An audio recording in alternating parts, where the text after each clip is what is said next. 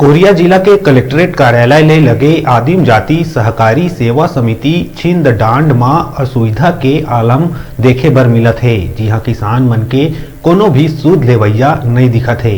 एक कति भूपेश सरकार जिहां किसान मन के आर्थिक रूप ले मजबूत करे जाए ला पूरा जोर देवत हे, उन्हें धान बेचे आए किसान के धान खरीदी केंद्र में हकीकत कुछ और ही बयां करथे।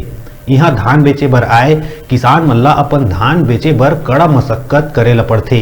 किसान मन के आरोप है कि वह खुद अपन धान के तौलाई ले लेके पल्लेदारी तक करे ला पड़थे।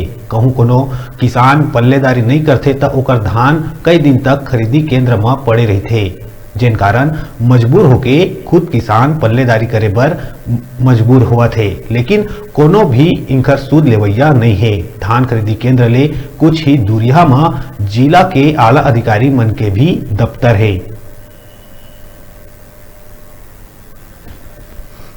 धान किसान को चढ़ना पड़ रहा है। पल्लेदारी आपको स्वयं करना पड़ रहा है। पल्लेदारी स्वयं करना पड़ रहा है। ये यदि पल्लेदारी नहीं कर रहे हो तो क्या हो, क्या दिक्कत है?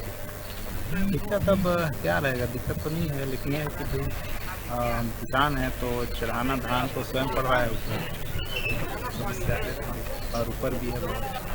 समस्या तो इससे ज़्यादा नहीं है, लेकिन वही धान चढ़ाने के लिए खुद करना पड़ रहा है।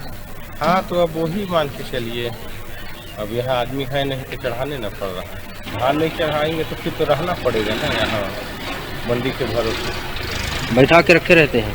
हाँ, तभी अब बैठा के तो रहने पड़ेगा। हमारे पास है, उनको जल्दी जाना रहता है तो वो सहयोग करते हैं। क्यों भाई, आप लोग तो है ना किसान, बेचे है ना, बात वही है ना। हम सब तो बोलते हैं कि आप लोग रुक जाइए।